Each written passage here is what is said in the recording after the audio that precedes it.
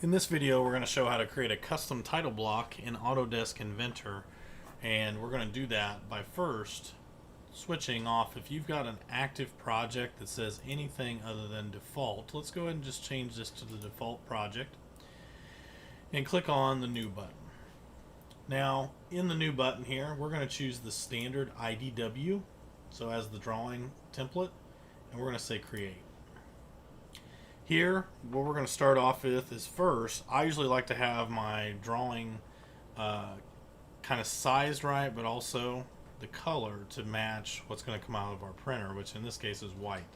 So I'm going to go ahead and select Tools, select Document Settings, and then in the tabs here, select Sheet, and under Colors, choose the kind of tan color next to Sheet. I'm going to select White as an option, select OK, and select OK. So that'll change the color of the sheet for us. And now let's go ahead and look over here in the browser, and we're going to see that we have sheet 1, which highlights here. If I right click on it and then select edit sheet, I can actually change the size. So right now this is a D size sheet of paper, and you can see the size, the height of it's 22 inches, the width is 34. We want to change this to an A size sheet, so which is going to be 8.5 by 11. Select OK, and you're going to see this large title block kind of gets in the way, this ANSI title block. So you'll notice that a default border is in here, and then there's also an ANSI large title block that's in there as well. So I'm actually going to right click on this and select delete, and you're going to see that title block disappear. In the drawing resources folder, I'm going to click the plus sign next to it in the browser, and on title blocks I'm going to right click on it and I'm going to say define new title block. And with that, we're actually going to draw in what kind of title block that we would like to have in here. So I'm actually going to click on rectangle, 2-point rectangle. As far as where it is, it doesn't really matter too much. I'm going to go ahead and click and drag down here toward the bottom, just get a rough kind of size.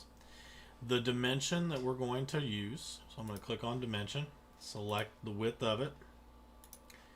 This is going to be 10.24 inches wide, and then the height of it is going to be 1 inch. I'm going to go ahead and take the line tool, and I'm going to put it right on the midpoint of this rectangle, and I'm going to draw all the way across till it matches the other midpoint on the other side. From here I can set in some different kind of boxes that I can put in. So for example, I'm just going to draw a line here and put another one right about here, and maybe another one right about here, and we'll see what we kind of get in. I'm going to go ahead and run my dimension tool once more from this side to this line. I'm going to go ahead and make this 2 inches from here to here between these two lines. We can go ahead and make those 3 inches. 3 inches here. And we can kind of see we're going to be left with about a little under 2 1/4 on this end, which is going to be okay. So if we wanted to split the difference, that would be all right. But if I try to place that dimension, it's going to tell me it's going to over constrain, and I can say cancel. So, and usually what we do here is actually this one, I think we make it about 3.5. So then that way this one kind of comes in at about 1.75, something like that. Okay, we can even change this to even it out to 3.25. So we just want a little bit of room here. So because I think in this section we're going to put the drawing name, and there we're at about 2 inches. So again, minus about a 0.01. Okay, I'm going to go up here and grab the trim tool. I'm going to trim this section of the line and this one. Right click, say OK to stop running my trim tool. And what I'm going to do here is I'm actually going to go up here to the insert panel and click on image. And with the image, I actually have to kind of draw in. So if I kind of draw like a rectangle inside of here, I can actually go into my pictures to be able to find, like here I've got a BHS logo. I'll say open, and that'll fit a picture inside of there. If I go to the other side, I can do the same thing. I'm going to draw inside of this shape. So in this case, I can always choose the PLTW logo. And here I can always kind of either modify that a little bit, or I can always Like here, if I go up here, I just click and choose the PLTW logo. That'll also kind of bring in the image. If I right click and say done or hit escape, so I might select this picture. Notice how it outlines in red and hit delete. This one I can resize. So notice as I get to the corner, it kind of gives me the little two-headed arrow. Let me resize this as I'm in the middle of it. It gives me the four-headed arrow. And I can click and hold down and drag. So here's what I'm kind of working with. This actually looks a little bit better. Let me click off of it and then come back to the center. I can kind of center it into the box. So that looks a little bit better than what Inventor tried to do to help us out. Okay. So as far as this goes, here's what I kind of take a look at with a lot of title blocks and everything like that is I will actually kind of take my text tool, and the first thing we want to put in here is I just click to set the text box in, and I'm going to type in there, I'm going to put student name, and I'll go ahead and just say okay. So I want to create like a little bit of kind of a scenario where we're going to set up like what information is going to show up here.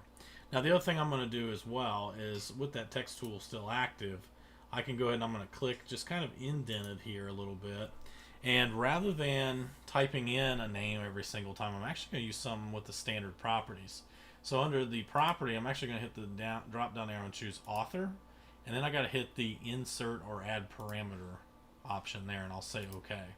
So that's going to automatically put an author in for that particular case. For this box here, I'm just going to click. We're going to put the class name.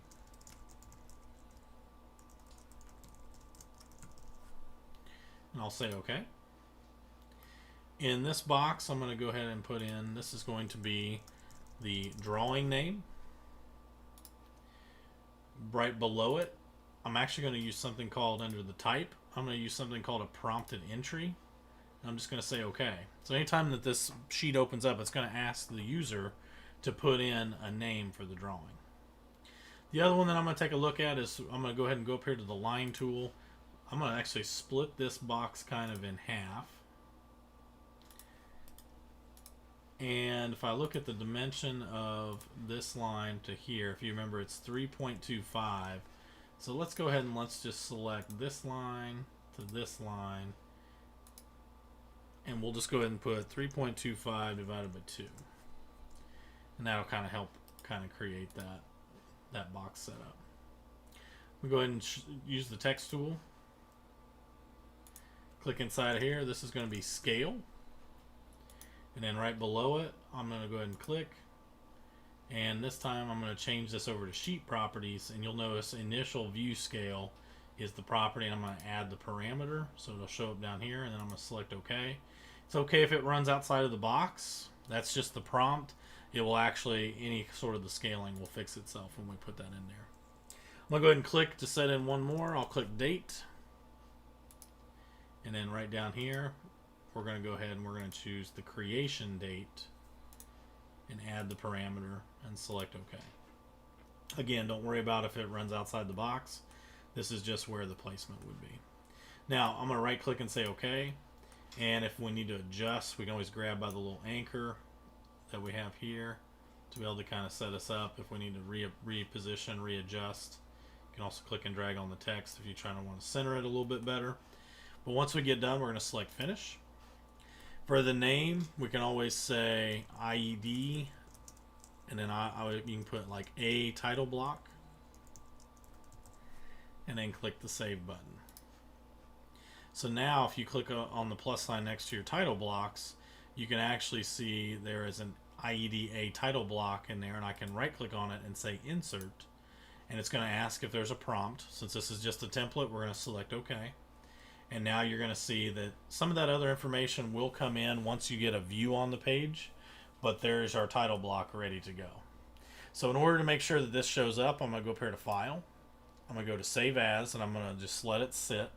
And then from the flyout menu, I'm going to choose Save Copy as Template. And here, you can always put in IEDA title block and click Save. So this finishes out how to create an A-size title block. In the next video, we'll look at doing a B-size title block, same type of of steps, just a little different on measurements to be able to create those.